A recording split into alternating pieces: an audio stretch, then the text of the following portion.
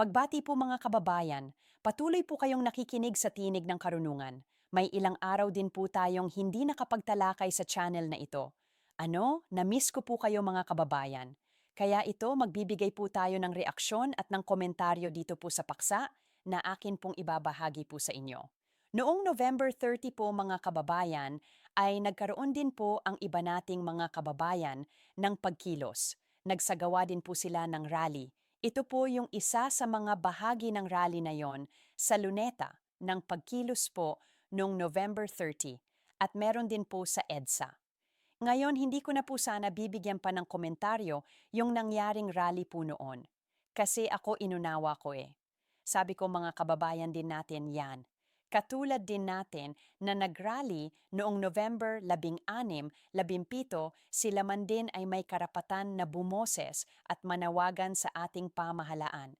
Meron din silang karapatan na gawin yung ginawa po natin noong November 16 at 17. Kaya sabi ko, okay lang yan. Hindi ko na para batikusin pa yan kahit ang totoo. Yung bahagi pong yon, yung mga nangunguna po, ilan sa mga nangunguna sa rally po, nung November 30, sila po yung nanginsulto sa atin ba? Na keso sinabihan tayo na minority daw tayo na wala raw epekto yung gagawin nating mga rally. Ang totoo sila yung nagsalita nung January 13 sa atin nung nag-National Rally for Peace tayo, sinabi nila minority lang sila Totoo namang minority tayo Sino ba ang may sabing majority tayo, di ba? Pero yung sinabi niya kasing yon, insulto yun Ba na parang sinasabi niya, walang epekto yan. Hindi pakikinggan ng gobyerno yan. Di ba?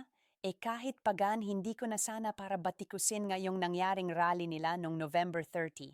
Ang kaso nga lang merong isang kardinal na nagsalita at imbes na mag-focus siya sa pinaka-speech niya sa pananawagan niya sa pamahalaan, lumihis, sumegway ng bahagya, biglang bumatikos, biglang nagpasaring, biglang nagpatutsada sa ibang relihiyon, partikular sa Iglesia ni Cristo na ang sabi niya sana maging totooan na raw yung pagpananawagan ng Iglesia ni Cristo noong November 16 at 17. Mabuti pa po mga kababayan, pakinggan natin yung naging speech po ni Cardinal David. At talaga dito may ipapaunawa ako sa inyo Hindi naman para siraan natin ang simbahang katolika ng walang batayan. Hindi para banatan ang mga kababayan nating katoliko, na walang pinanghahawakang anumang ebidensya. Ang ating ngayon ipapaliwanag ko at ipapapansin ko yung pagkakamali ng pari po na ito, ng kardinal po na ito. O ito po makikita nyo sa screen, panoorin natin ng sabay-sabay. Inaasahang pakiki nila sa ating panawagan na ipinahayag na natin nung part 1 ng Trillion March na ginawa natin last September 21. Oo, Transparency and Accountability for a Better Democracy. Wow. Mm, ang sigaw ng Luneta ay biglang naging pareho sa sigaw ng EDSA. Yun yung sigaw daw ng panawagan nila sa EDSA noong September 21. Abay naging kapareho daw ng sigaw ng Luneta noong November 16 at 17. Na rally na yun nga ay yung Rally for Transparency and a Better Democracy na kung saan tayong mga kababayan at tayong mamamayan ng Pilipinas noong November 16 at 17 sa pangunguna ng Iglesia ni Cristo ay nanawagan ng transparency and accountability kaugnay nga sa nangyayaring katiwalian at anomalya diyan sa flood control projects. Sa sinabi po ni Father, pinalalabas niya gaya-gaya ang Iglesia ni Cristo. Gaya-gaya ang nangyaring rally noong November 16 at 17 sa nangyaring rally noong September 21 doon sa EDSA. Bakit? Kasi nagiging pareho daw yung panawagan. Ito naman ang tanong ko kay Father o kay Cardinal. Cardinal David, hindi ba't iisa lang naman ang issue ang ating pinananawagan sa pamahalaan? Na ang issue na yon, papanagutin yung mga sangkot sa nangyaring anomalya sa flood control projects. Bigyan ng hustisya ang ating mga kababayan, tayong mga mamamayan ng Pilipinas na naging biktima ng nasabing katiwalian. Hindi ba't yun ang iisang sigaw natin? Ano pang inasahan mo na magiging panawagan ng mga nagrally noong November 16 at 17 kung iisa lang naman tayo ng pinapanawagan? Abay magtaka ka kung iba yung pinanawagan nung November 16 at 17, tapos iisang issue lang pala yung iniya natin. Kaya huwag mong palabasin na parang ginaya kayo nung September 21 rally sa EDSA. Ginaya kayo nung mga nasa November 16 at 17. Hindi po ginaya.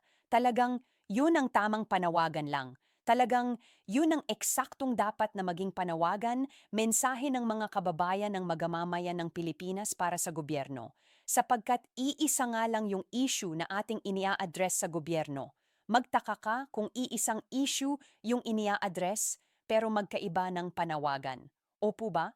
Kaya huwag mong palalabasin na ginaya kayo, huwag. Kasi kung kayo ang papansinin at bibigyan ng atensyon, teka, ba nagrally rin kami nung January 13, National Rally for Peace nga na ang sabi namin unahin yung mga problema ng bansa, unahin yung pinaka-iswe ng bansa.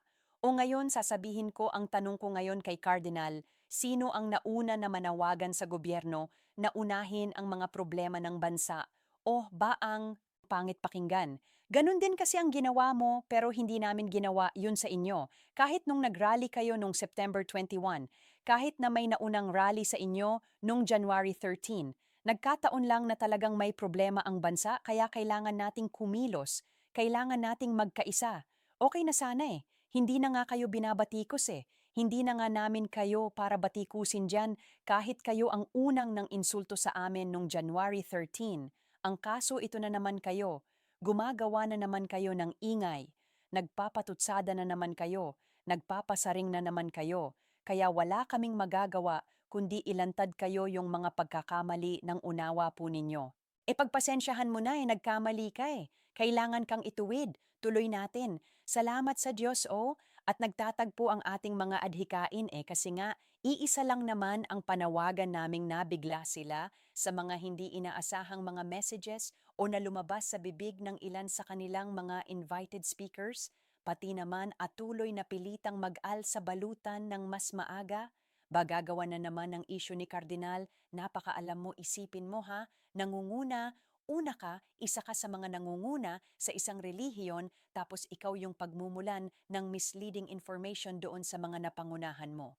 Palibasang magkaiba kayo ng relihiyon nung sinasabihan mo. Isipin ninyo, sinasabi dito ni Kardinal na pilitan daw magalsbalutan yung mga kababayan natin nung November 16, 17 sapagkat hanggang 18 po dapat yon.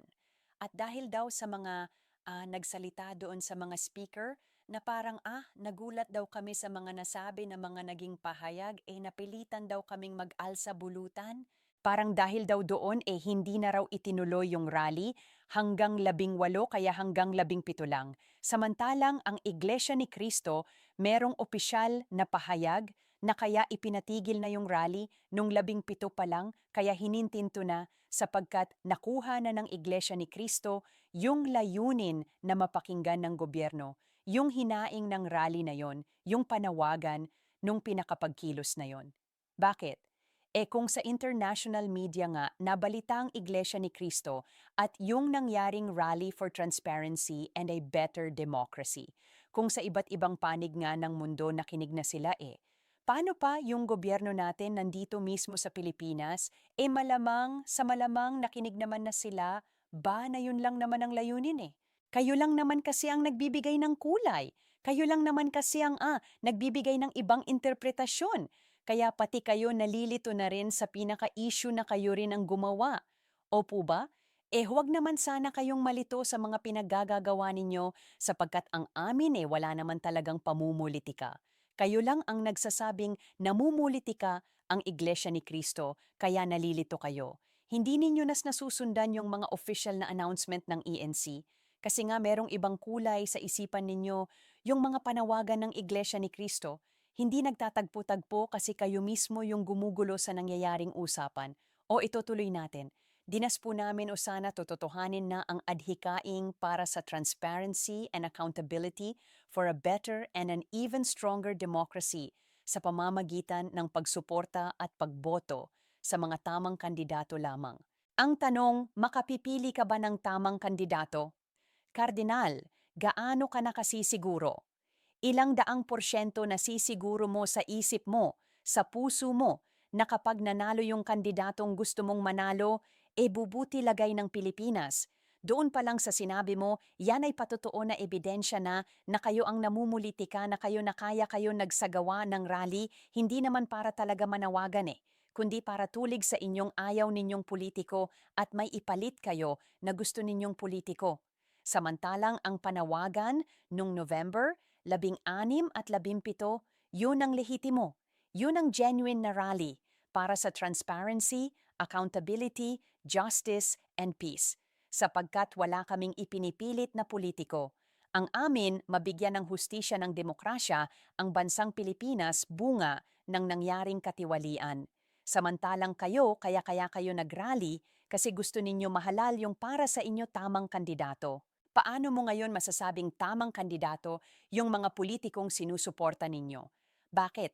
Paano nyo nasisiguro na kapag ka nailagay nyo na sa pwesto yan, sa pagiging presidente yan, kapag ka nahawakan na niya yung pinakamataas na kapangyarihan sa bansa, ganun pa rin ang magiging trato niyan sa inyo? Papaano ninyo ngayon masasabi na kapag naging vice presidente yan, naging senador yan, ganun pa rin yan? Kahit pa sabihin niyong ito pinagbabatayan namin, malinis na track record, may educational background, tao pa rin yan. At kardinal, bilang kardinal, dapat alam mo sa Biblia, ang tao nagbabago. May taong mula sa masama, nagbago, naging mabuti, pero may mga taong mabuti na naging masama. O na lang, Kardinal Tutal, may alam ka naman sa Biblia. Ako, hindi naman ako pastor, hindi ako tagapagturo. Pero ako ay naturuan lang na kapag basa-basa lang. Ano kung si Kristo nga po naghirang siya ng lingawang apostol? Dun sa lingaw apostol na yon, may nagtridor pa sa kanya. Malamang sa malamang mga kababayan, sa ugaling ipinakita ni Kardinal sa kanyang pananalita. Kung nasa panahon siya ni Kristo, sisisihin niya pa si Kristo. Ikaw kasi, Panginoon, hinirang mo pa yang si Judas para maging apostol o ayan tuloy tinador ka. Ano lang ang gusto kong ipaunawa mga kababayan, wala na sanang sisihan pa. Kung ang ating Panginoong Hesuristo nga na perpektong tao na hinudas pa, tinriyor pa, tayo pa kaya? Tayo'y nagtiwala lang din. Tayo ay nangawak lang din doon sa mga sinabi nila sa ipinangako nila. Wala rin niyang iniwan doon sa pinangakuan ka ng boyfriend mo, ng girlfriend mo. Pag pinakasalan mo ako, bibigyan kita ng magandang buhay, pero nung kinasal na kayo, katagalan wala na. Pinariwaraan ka na, pinabayaan ka na. Isisisi mo pa rin ba yon kung kani-kanino? Hindi ka ba mananawagan na lang?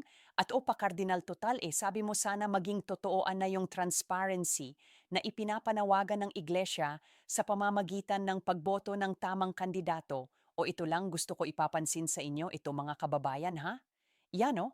Sa impormasyon na to na nakita natin itong Bakawan Chapel sa Romblon ay dinonate po ni Zaldico at ni Curly Discaya.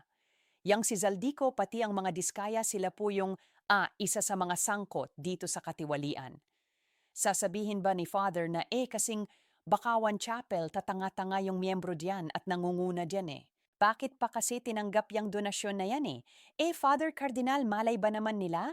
Malay ba naman nila kung yan palang si Zaldo, pati si Diskaya yung pinandonate dyan sa chapel na yan galing pala sa nakaw? Hindi ba't yung pari na nakatalaga dyan, yung parokyano dyan, yung mga katoliko dyan sa Bakawan Chapel na yan? Ba't nagtiwala lang din kay Zaldo, pati kay Curly Diskaya?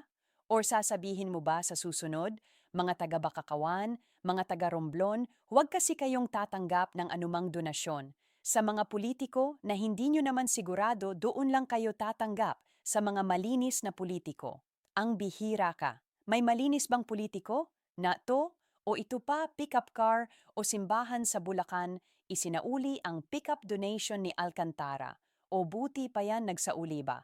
Kasi alam ng mga nasa simbahan sa Bulacan na galing sa Nakaw, yang pick-up donation pala na yan Alcantara. Sorry na natin yan.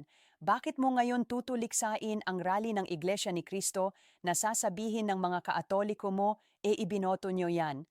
Magdusa kayo dyan tapos magre-rally-rally kayo, ginawan na nga ng kalokohan ng bansang to, hindi pakikilos. Hindi ba yun nga ang tamang gawin sapagkat binoto natin yan ba 31 milyon ang bumoto diyan at sinasabi niyo 2% lang ang Iglesia ni Cristo o kung yung natitirang porsyento ialis niyo na. Yung 2% ng mga iglesia ni Kristoong. Kung yung natitirang porsyento-porsyento na yon may karapatang mag-rally, bakit ang iglesia ni Kristo walang karapatan tinutulig sa inyo? Bakit kasi kasama ninyo sa relihiyon? Yung natitirang porsyento na, yon selective kayo. Pagka ganyan, selective kayo. Kaya malingming mito ni Cardinal, napaka-selective lang nung mga ipinapahayag mo. Imbes na mag-focus ka na lang sa pananawagan, sa pamahalaan, sa gobyerno, pinapatadahan mo pa yung Iglesia ni Cristo. Bakit? Anong agenda mo? Gagamitin mo pa yung rally na para sa pamahalaan, para sa ano? Pambihira ka naman, sisiraan mo pa Iglesia ni Cristo ikaw rin ang asablay. Puba yung rally nga ninyo nung ito, pakinggan ninyo itong balita na to. Mga kababayan, sandaling balita lang ito sa sinasabing protest fatigue. May iba pang posibleng dahilan kung bakit kakaunti ang lumabas sa kalsada. Magkaiba raw kasi ang layunin ng protesta sa Luneta at ng rally sa EDSA yan bukod sa sinasabing protest, pag may iba pang posibleng dahilan kung bakit kakaunti ang lumabas sa kalsada. Magkaiba raw kasi ang layunin ng protesta sa Luneta at ng rally sa EDSA. Yan o. Bakardinal, bago ka manawagan sa Iglesia ni Cristo sa ibang relihiyon, bakit hindi ka muna manawagan sa kapwa mo Katoliko na magkaisa tayo ng panawagan, magkaisa tayo ng layunin?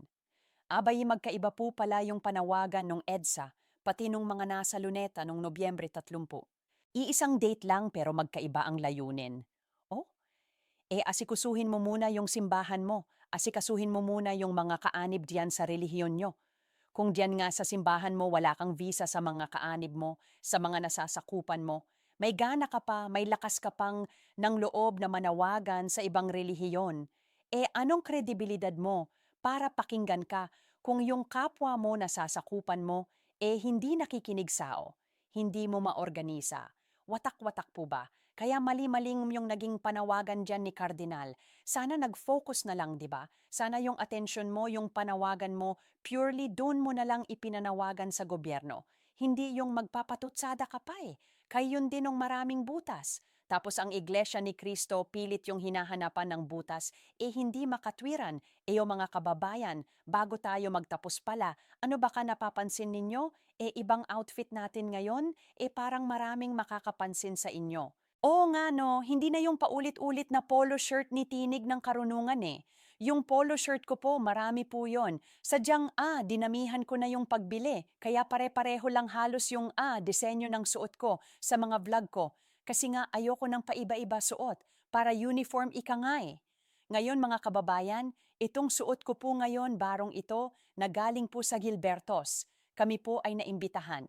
Ito papakita ko po sa inyo mga kababayan ha. Yan, kami po ay naimbitahan sa opening po ng Gilbertos Barong Shop dyan sa Taguig. Napakarami pong magagandang barong dyan. Napakamaganda ng quality po. Hindi ako nagsisales talk to talk ako masisira ako sa inyo kapag sinabi kong magandang quality tapos yun pala hindi. Sadyang maganda ang kalidad, kaya inaccept ko rin itong invitation nila. Eto kita nyo yung kwelyo na yan matigas-tigas yan. Pinapakita ko dyan yung magandang kalidad ng Gilbertos. Ayan tigas ang kwel niyan. Maraming design nyo, maraming kulay. Barong salamat po ng marami. Sponsor, may panghiaring na tayo? Ayos? Ayos? Ano? Ayan kami? Yan? Yan ang mga naimbitahan na kasama kong vlogger. Si Kuya Genesis Gomez, yung gumanap na Guerrero sa Guerrero Trilogy, andyan din po. Ayan, maraming salamat po Gilbertos Barong ha, napakaganda ng kalidad, napakaganda ng buruda. O sa mga kababayan po natin, may malapit na po tayong okasyon lalo sa mga kapatid dyan sa Iglesia ni Cristo. Baka naghahanap kayo ng gagamitin nyo para sa natatanging okasyon na yon. Ito po yung page ng Gilbertos Barong. Ayan po, dyan nyo po sila pwedeng ma-message sa kanilang official page. Meron po sila, as of now, 13,000 following or followers Pwede po kayong mag-message sa kanila. Kunin nyo yung contacts nila. Nagde-deliver din po sila. At pwede po kayong magpa-customize kung hindi kami nagkakamali. Para naman sa kanilang physical store, nandyan po yan sa Ususan, Taguig. Malapit po sa lokal ng Ususan sa may number 4, General Luna Street, Ususan, Taguig City. Pwede po kayong pumunta diyan mga kapatid. Hanggang sa susunod po na talakayan, paalam, M.